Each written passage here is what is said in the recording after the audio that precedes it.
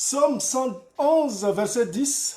La crainte de l'Éternel est le commencement de la sagesse.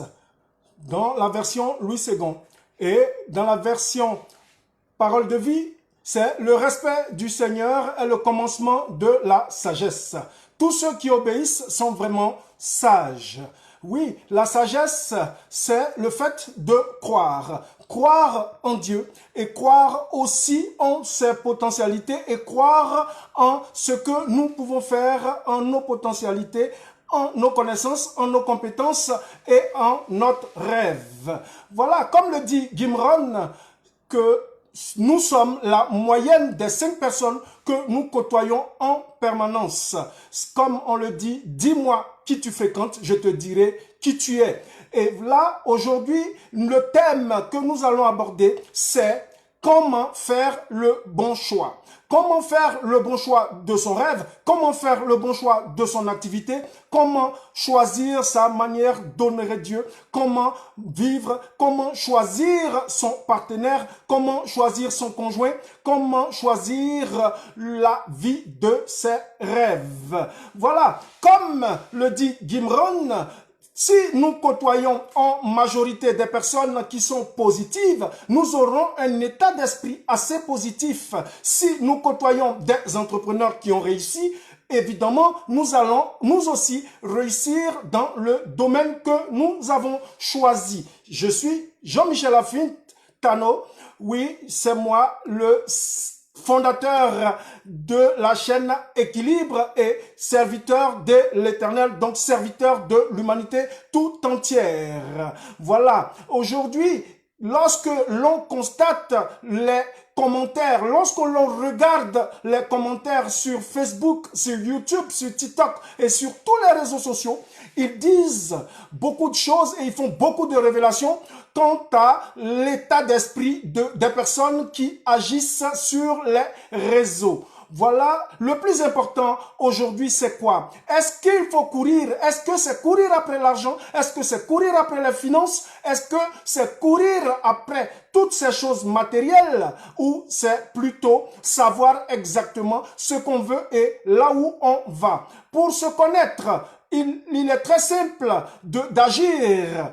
Pour agir efficacement, il faut avoir un état d'esprit qui est puissant, qui est efficace, qui est positif et qui nous permette d'aller encore plus loin dans nos rêves et dans la réalisation de nos projets. Se connaître, c'est d'abord découvrir qui on est pour devenir libre et prospère. Cela se passe simplement par la formation. La formation, c'est ce que nous allons faire, c'est qui nous allons rencontrer. La formation, elle n'est pas seulement cette formation théorique qui nous est donnée par l'éducation nationale ou par l'enseignant ou par nos maîtres et nos professeurs, mais l'éducation, c'est toute cette formation que nous donne la vie.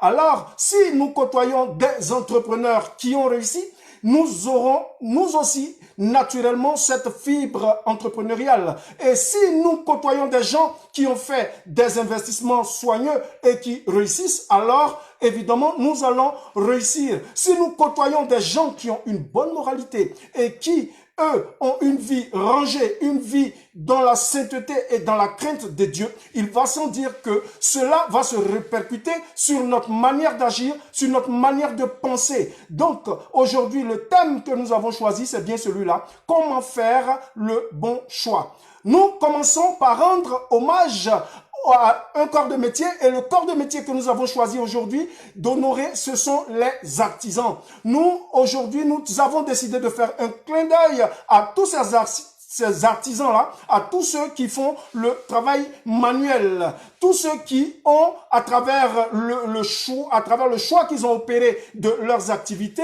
ou de leur passion, apporté quelque chose de créatif, quelque chose dans le fait de façonner et les objets et la vie d'autrui. Voilà.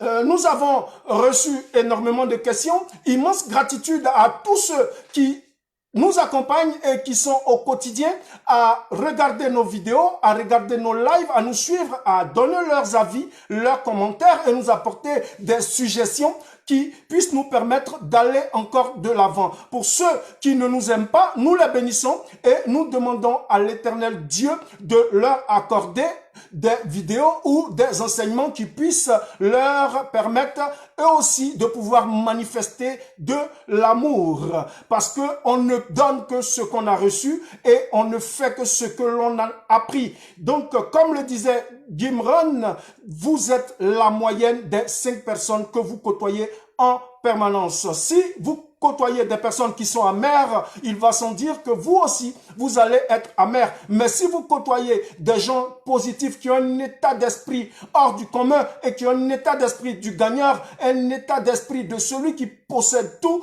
alors vous allez vous aussi tout naturellement posséder ces choses.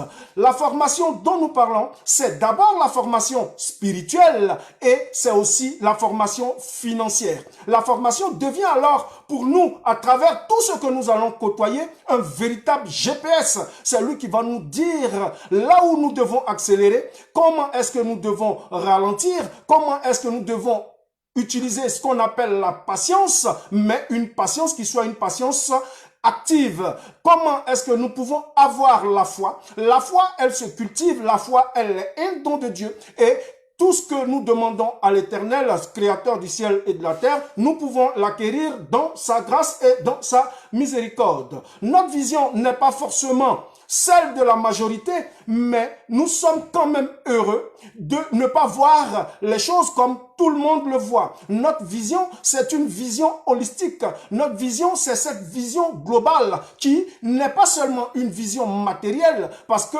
le matériel n'est pas ce qui peut permettre à l'homme d'atteindre le plein épanouissement, mais c'est aussi la vision holistique, comme je disais, qui est une vision globale. C'est une vision qui est en même temps spirituelle, mais une vision aussi qui part dans l'action, qui part dans le mouvement, qui part du travail et qui englobe tous les domaines de la vie. Aujourd'hui, qu'est-ce que nous constatons? Nous voyons que à travers la foi, à travers les religions du monde, l'on fabrique sans le vouloir ou peut-être à dessein de véritables zombies qui ne savent pas ce qu'ils font pour choisir son conjoint ou sa conjointe.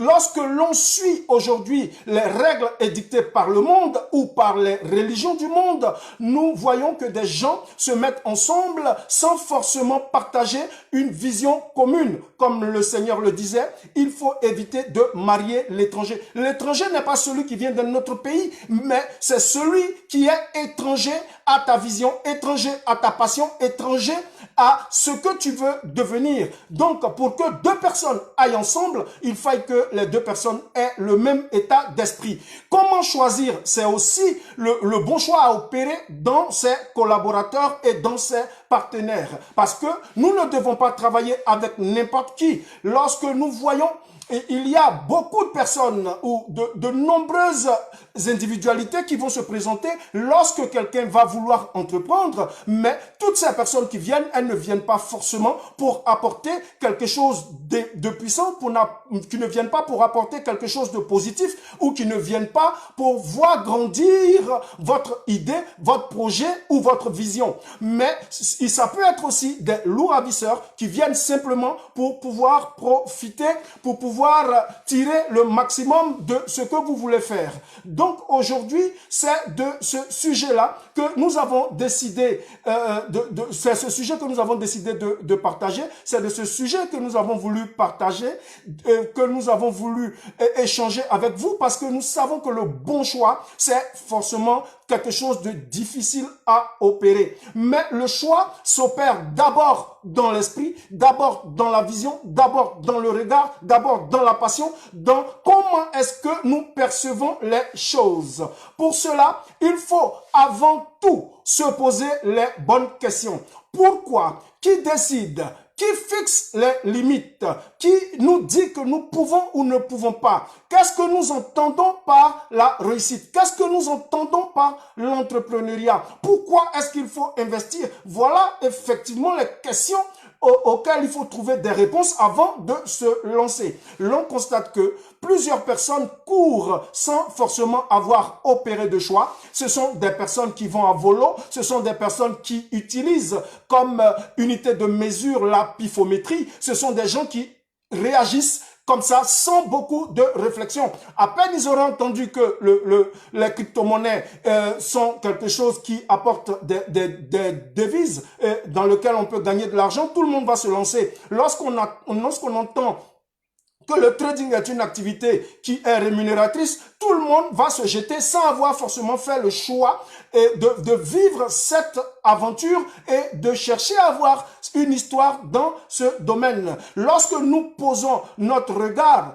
généralement sur quelqu'un, on le choisit comme ça, comme partenaire, sans avoir eu le temps de cheminer, sans avoir eu le temps d'analyser, sans avoir eu le temps de chercher à connaître, de chercher effectivement qu'est-ce qui nous a poussé vers cette personne. C'est la même chose en entrepreneuriat. Lorsque nous décidons de vouloir embrasser une carrière, on doit pouvoir réfléchir et se poser les bonnes questions qui sont quoi, quand, pourquoi, où, avec qui. Voilà. Est-ce que ce sont nos parents qui nous ont enseigné ou qui nous ont envoyés ou qui nous ont éduqués pour aller vers l'entrepreneuriat? Est-ce que ce sont nos amis? Est-ce que c'est la société? Est-ce que ce sont nos maîtres? Non, nous disons non. C'est nous-mêmes qui nous fixons des limites. C'est nous-mêmes qui devons choisir. C'est nous-mêmes qui devons savoir est-ce que nous devons aller ou pas. Donc, aujourd'hui, le mariage avec un être humain ne peut pas être obligatoire, tout comme le choix d'une activité ne peut pas être obligatoire. On peut simplement vous donner des enseignements, on peut simplement vous encourager, mais le choix final, il vous appartient. Le choix qui va vous permettre de rentrer dans la félicité, de rentrer dans l'abondance, dans la bénédiction et de pouvoir grandir dans ce que vous aurez opéré comme choix, il vient de vous. Et lorsque votre état mental est positif, alors vous allez avoir une vision assez positive de ce qui se passe autour de vous et embrasser une carrière ou un mariage qui vous apportera le bonheur. Parce que celui qui ne réfléchit pas bien, celui qui opère le mauvais choix, il aura à souffrir toute la vie. Et nous disons que sur équilibre, notre souhait, c'est d'apporter la bénédiction, c'est d'apporter effectivement cette connaissance, c'est d'apporter ces encouragements, cette motivation pour que l'on puisse atteindre, lorsque l'on embrasse une carrière, lorsque l'on opère un choix, que ce soit sur le plan sentimental, que ce soit sur le plan de l'entreprise, que ce soit sur le plan du lieu de résidence ou du lieu où on a choisi de vivre, on ne regrette pas vers la fin et qu'on puisse rentrer véritablement dans l'abondance. Alors, pour réussir et pour faire le bon choix, il faut déjà commencer à réfléchir. Il ne faut pas se lever du jour au lendemain et embrasser une carrière ou du jour au lendemain rentrer dans une relation sentimentale, ce qui sera véritablement une cause de souffrance. Comme nous l'avons dit précédemment dans le psaume 111 verset 10, la crainte de l'Éternel est le commencement de la sagesse.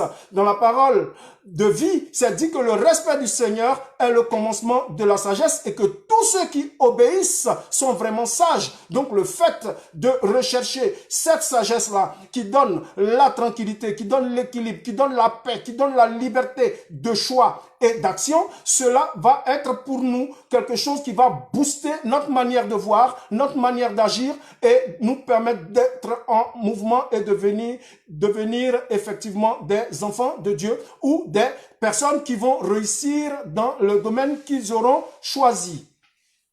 Merci d'être avec nous. Merci à toi, Mimi Tiedran, Guessan, Kwame, cher doyen. Merci à toi, Glory Dibier Rodriguez. Merci d'être des fidèles parmi les fidèles. Aujourd'hui, ce que nous pouvons dire, c'est que autant nous devons réfléchir, mais nous devons réfléchir rapidement, sortir de cette léthargie mentale ou de cette léthargie spirituelle que l'on remarque aujourd'hui à travers l'hypocrisie, à travers un monde enclin à la corruption, au mensonge et au péché. Comme on le dit, le péché n'est pas ce que nous croyons, le péché n'est pas le fait de refuser de faire ce que les autres disent, mais le péché c'est le fait de ne pas croire en Dieu et de ne pas croire en ce que nous avons décidé de faire. Comme le dit la parole de Dieu, toute chose que nous allons faire sans conviction est un péché. Donc, le péché dont nous parlons aujourd'hui, c'est le fait de ne pas être convaincu dans le choix que nous allons opérer. C'est le péché que Dieu ne pardonne pas, c'est le blasphème contre son esprit. Alors, autant chercher l'esprit de Dieu, autant obéir à cet esprit, et l'obéissance à l'esprit de Dieu est le véritable commencement de la sagesse et c'est la bonne voie. Nous allons répondre à une question. La première question que nous avons reçue, c'est: que conseilles-tu concrètement? Devons-nous venir en Europe ou pas? C'est vrai, c'est une très très belle question. Aujourd'hui, nous profitons de ce temps d'ensoleillement avec une très bonne température qui nous permet de nous croire en Afrique, là où nous avons vécu depuis toujours. Mais aujourd'hui, dans l'Hexagone, c'est une bonne chose de revoir le soleil et de prendre ce petit soleil-là qui nous donne une température semblable à notre température en Afrique subsaharienne, là d'où nous sommes originaires. Voilà cette question: que conseilles-tu concrètement? Merci pour vos questions. Les questions, elles viennent, les questions, elles pleuvent, et c'est une bonne chose, mais nous allons répondre aux questions qui ont véritablement attrait au choix et au sujet du jour. Ce que nous allons dire à travers cette question, c'est que ce que nous conseillons concrètement, c'est que la personne qui choisit fasse son choix elle-même. La personne qui pose la question, je vais peut-être lui retourner sa question: quel est son choix? Parce que me demander à moi si quelqu'un doit venir en Europe ou pas, moi je ne sais pas. La seule chose que je sais, c'est que il ne faut pas faire les choses de façon sans réfléchir, et de façon rapide et de façon épidermique. Ce qu'il faut faire, c'est réfléchir. Oui, il est bon de venir en Europe si c'est ton rêve. Parce que, comme nous le disons sur Équilibre, personne ne doit t'empêcher de réaliser ton rêve. Si ton rêve, c'est de décider et c'est de venir vivre en Occident, si tu as décidé, si tu as choisi de venir vivre en Occident, alors viens, pourquoi pas, c'est une bonne chose et même une très très bonne chose. Mais ce que nous disons, c'est que nous, aujourd'hui, ce que nous ne conseillons pas, c'est que des gens décident de venir en Europe, mais sans réfléchir à où est-ce qu'ils vont dormir, où est-ce qu'ils vont passer, par quels moyens. Parce qu'aujourd'hui, ce que nous ne conseillons pas, et ça nous assumons notre choix, c'est de ne pas passer par les embarcations de fortune, et c'est de ne pas passer par des passeurs véreux sur la Méditerranée et sur la mer. Ça, nous déconseillons nos frères africains, notre jeunesse africaine, de passer par ces moyens. Ce que nous recommandons, c'est plutôt de choisir de venir, si c'est votre rêve, alors de procéder par étapes, de réfléchir et de savoir à quel moment vous devez venir, comment vous devez venir et pourquoi vous devez venir. Il faut vous poser ce genre de questions. Nous avons reçu une chanson d'un internaute qui nous disait que nous disons aux gens de ne pas venir en Occident alors que nous y sommes. Ce que nous voulons dire, c'est que nous y sommes parce que au départ, peut-être que ça n'a pas été, ça a été peut-être une obligation, ça n'a pas été forcément un choix, mais aujourd'hui, nous avons la pleine conscience et nous choisissons et nous assumons notre choix parce que c'est un choix qui a été préparé. Il faut savoir que il ne faut pas rentrer et faire le choix de façon rapide. le choix de la vie, ce n'est pas un jeu. La vie n'est pas un jeu comme nous le disons. La dernière fois, nous avons parlé des dés, mais la vie, c'est quelque chose de sérieux, c'est quelque chose qui se prépare. Et le rêve, c'est quelque chose qui se réalise. Il faut savoir exactement ce que l'on veut. Il faut savoir exactement quel est votre rêve. Si votre rêve, c'est de vivre en Occident, là, nous vous accompagnons. Nous vous disons que c'est une très bonne chose de venir. Mais si vous venez en Occident et que vous allez passer par des embarcations de fortune ou par des bateaux, nous disons que ce n'est pas, à notre sens, le bon choix à opérer. L'immigration doit être une immigration placée, elle doit être une immigration choisie. Vous devez rentrer de façon légale en Occident pour que très rapidement, vous puissiez rentrer dans le processus de développement quant à la réalisation de votre rêve. Sinon, dire que nous disons que les gens ne doivent pas venir, c'est pas ce que nous avons dit. Nous disons simplement que l'Africain ne doit pas passer par la mer. Même s'il passe par la mer, il ne doit pas passer par des embarcations de fortune. Il ne doit pas passer et enrichir des passeurs véreux qui prennent en 2000 et 10 000 euros. Parce que, en notre sens, cette somme peut être un capital qui puisse permettre à celui qui désire vivre en Occident de se créer un véritable capital et entreprendre et utiliser ses bénéfices, pourquoi pas, pour se retrouver en Occident. Voilà ce que nous disons. Sinon, nous n'avons jamais dit que nous ne voulons pas que les Africains y viennent en Europe ou en Amérique ou en Occident. Ce que nous disons, c'est que lorsqu'on décide de venir, il faut savoir exactement si c'est notre choix, si c'est notre rêve. Qu'est-ce que nous venons faire? Où est-ce que nous allons dormir? Dans quel système nous allons rentrer? Et quelle est la profession que nous allons embrasser une fois que nous serons sur place? Plutôt que de venir en territoire inconnu, et comme ça on arrive et on cherche à faire n'importe quoi. Non, ce n'est pas ce que nous recommandons. Il faut savoir exactement ce qu'on vient faire lorsqu'on vient en Occident.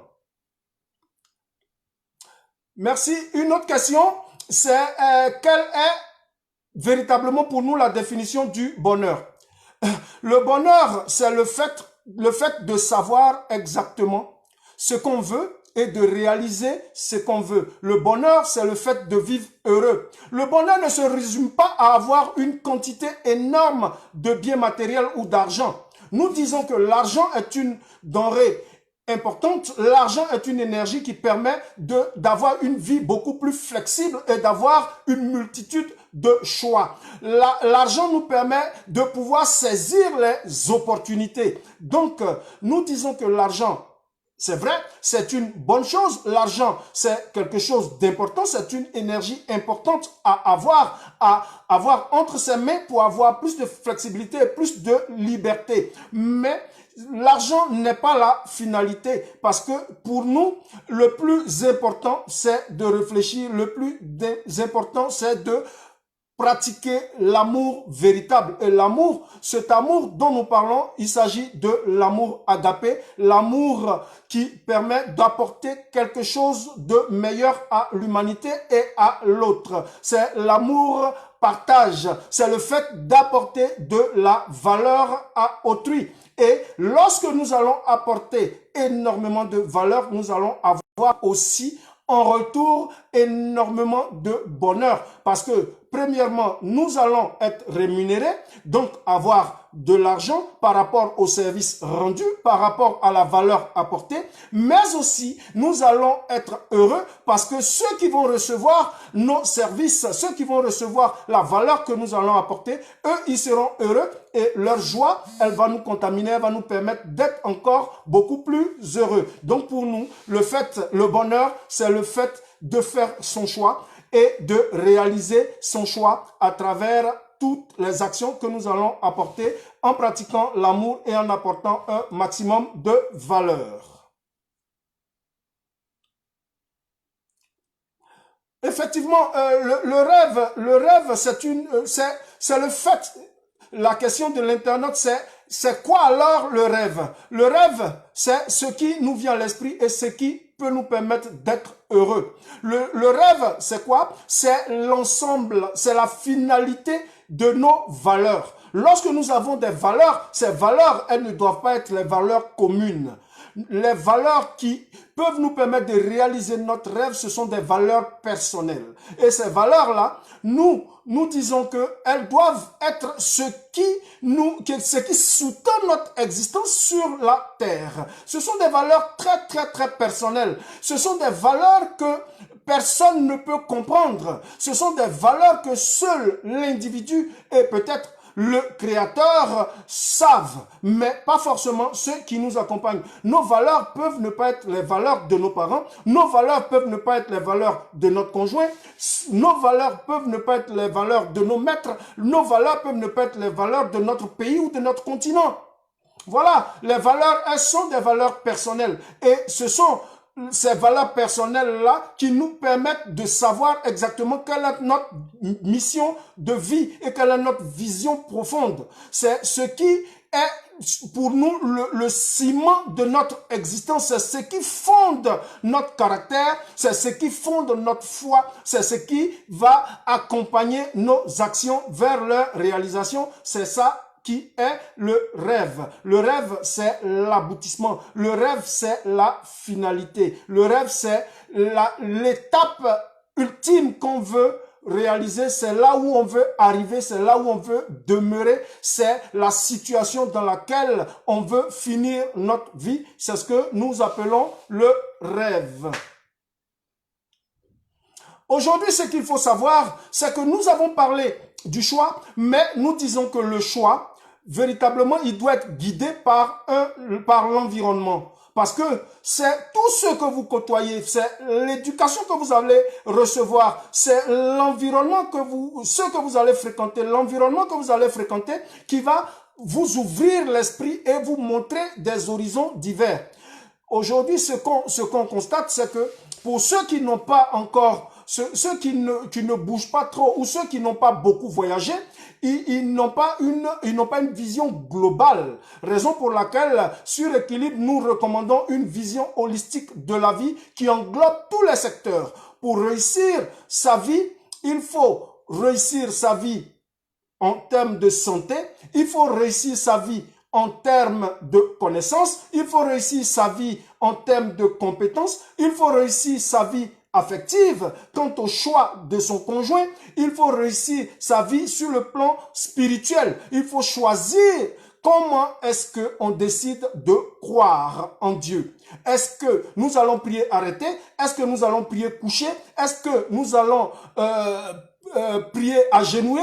Tout ça, c'est tout ça qui va définir notre manière de penser et définir notre manière d'agir. Mais nous disons que c'est le fait de cerner tous ces secteurs de la vie et de les améliorer qui va nous permettre de réussir notre existence et de réaliser notre rêve. Donc, la réalisation de notre rêve, elle ne doit pas être seulement un rêve pécunier, mais ça doit être aussi un rêve spirituel, un rêve psychologique, un rêve affectif et un rêve qui englobe tous les domaines de la vie. Parce que nous voyons que d'énormes personnes peuvent avoir en leur possession d'énormes quantités d'argent, mais ne pas être heureux et ne pas vivre véritablement leur rêve parce que ce n'est pas l'argent qui procure le bonheur, mais l'argent va faciliter, l'argent va accompagner, l'argent va permettre d'étendre nos horizons et nos possibilités et va faciliter beaucoup de nos actions.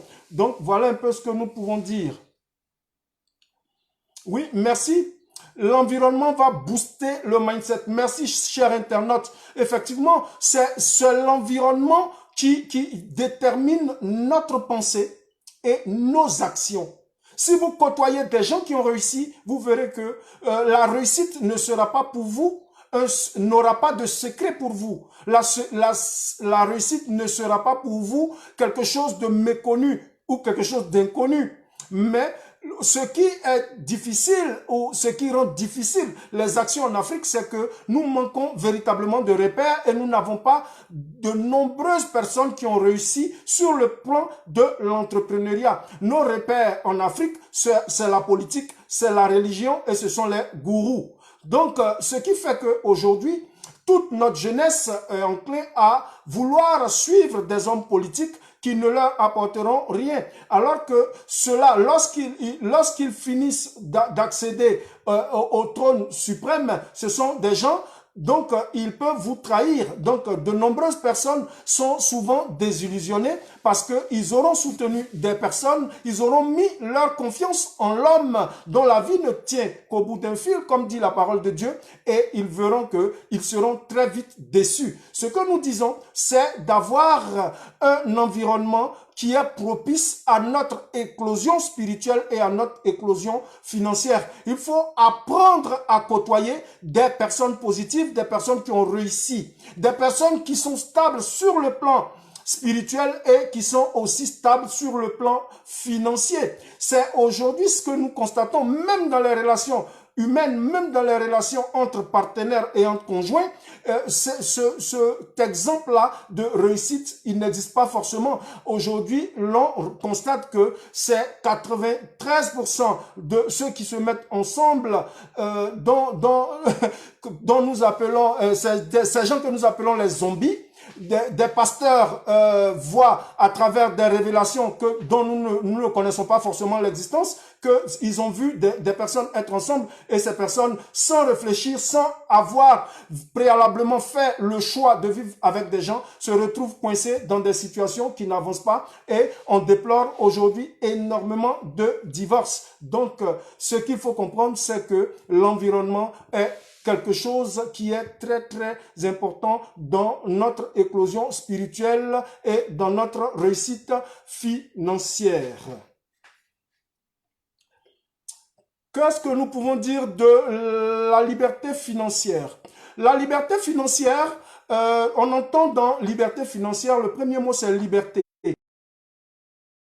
Libre. La liberté financière, elle s'attache en même temps à la liberté spirituelle. C'est le fait d'être libre de faire son choix. Lorsque nous faisons notre choix et que nous embrassons une carrière, alors nous allons être libres de choisir le temps de travail, de choisir notre activité, de choisir avec qui nous allons travailler, de choisir où est-ce que nous voulons travailler, de choisir quand est-ce que nous voulons travailler. Lorsque nos finances vont nous permettre d'acquérir cette liberté, on dira que nous sommes libres financièrement. Donc, la liberté financière, ce n'est pas cette notion ce n'est pas forcément cette notion qu'on entend sur Internet ou que les personnes qui enseignent ou qui coachent sur le plan du développement personnel, ils parlent forcément. La liberté financière, c'est avant tout un état d'esprit, c'est un mode de vie. La liberté financière, c'est une liberté qui englobe et le côté spirituel et le côté financier quant à faire notre choix, quant à faire le bon choix, à vivre notre passion, à porter de la valeur et avoir en retour des finances qui vont nous permettre de voyager quand on veut, de travailler quand on veut, avec qui on veut, où on veut et partout où on veut. Donc la liberté financière, c'est un mode de vie. Merci. Un internaute nous demande comme ça quel est le standard concernant la liberté financière. En fait, ce que nous voulons dire, c'est que en matière de liberté financière ou de liberté spirituelle, il n'y a pas de standard. Le piège, c'est de penser qu'il y a des standards. Parce que ce qui est bon pour l'un n'est pas forcément bon pour l'autre. Voilà, d'aucuns diront que eux, ils vont croire en Dieu à travers la Bible. D'autres diront qu'ils croient en Dieu à travers la Torah. Certains diront qu'ils croient en Dieu à travers le Coran, d'autres diront qu'ils croient en Dieu à travers le missel. Donc, il n'y a pas de standard. Mais ce qu'il faut savoir, c'est que la liberté financière, elle est avant tout personnelle. D'aucuns diront qu'avec 5 000 € mensuels, ils sont libres financièrement, ils peuvent faire ce qu'ils veulent et mener la vie dont ils ont rêvé, mais pour d'autres, ce sera 10 000 €. Pour certains, ça sera 1 million d'euros, pour d'autres, ce sera 1 milliard d'euros qui sera la base de leur liberté financière. Donc, il n'y a pas véritablement de standard en matière de liberté financière et de liberté spirituelle. Il faut savoir que c'est en fonction de nos rêves, c'est en fonction de nos désirs, c'est en fonction de nos passions, c'est en fonction de nos croyances que nous allons opérer le bon choix. Donc le bon choix, c'est véritablement le choix qui nous parle. C'est le fait d'opérer un choix qui réponde à nos valeurs et que ces valeurs-là, elles nous soient personnelles. Mais nous disons sur équilibre qu'il ne faut pas omettre le côté spirituel parce que c'est le côté spirituel qui va nous guider vers le bon choix. Merci, chers internautes. La liberté spirituelle, ce n'est pas le fait d'aller à l'église. La liberté financière dont nous rattachons sur équilibre, la liberté spirituelle et la liberté financière, parce que pour nous, le fait d'être libre, c'est le fait d'être libre spirituellement et aussi d'être libre financièrement. Voilà. Donc, voilà, ce sont des choses qui accompagneront ceux qui auront cru. Donc, les finances arrivent après qu'on ait cru. Voilà pourquoi la antérieur, le choix à faire doit être antérieur au résultat. Parce qu'il ne faut pas que le résultat soit une fatalité et que le résultat ne soit pas le fruit d'un choix réfléchi. Voilà. Donc la liberté spirituelle, ce n'est pas le fait d'aller à l'église. La liberté spirituelle, ce n'est pas le fait d'aller à la mosquée, d'avoir un pasteur. Voilà, ce n'est pas ça la liberté spirituelle. Le fait d'avoir un imam, de suivre un gourou. Non. La liberté spirituelle, c'est personnel. C'est une connexion avec Dieu, avec l'Éternel lui-même, sans passer par des artifices, sans passer par tout ce que nous voyons, sans passer par toutes ces créations humaines.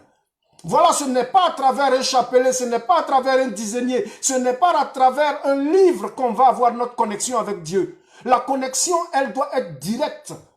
La religion qui vient de religare, ça veut dire c'est un lien direct entre l'homme et Dieu.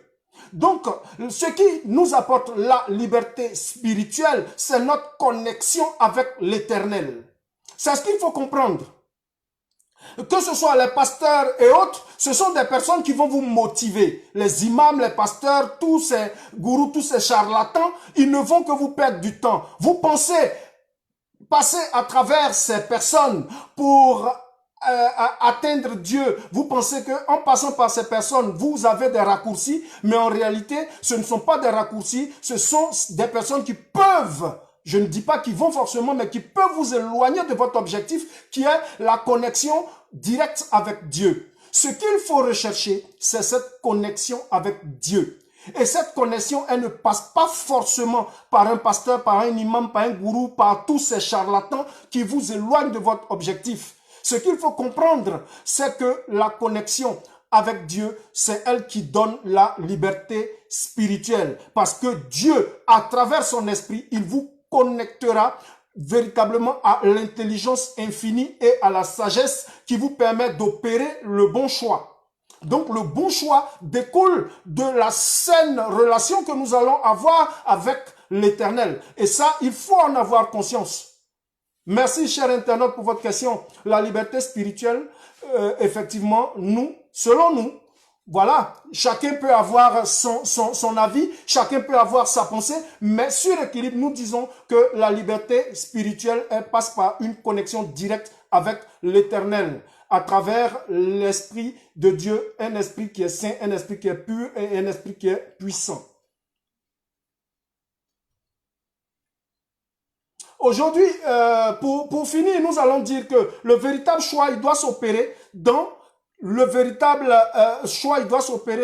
notre manière de penser, dans notre environnement. Notre environnement va déterminer nos choix. Et notre choix, s'il est basé sur la spiritualité, s'il est basé sur une connexion avec Dieu, alors nous allons opérer le bon choix. Voilà ce que nous pouvons dire. Aujourd'hui, il faut savoir quel est ton choix.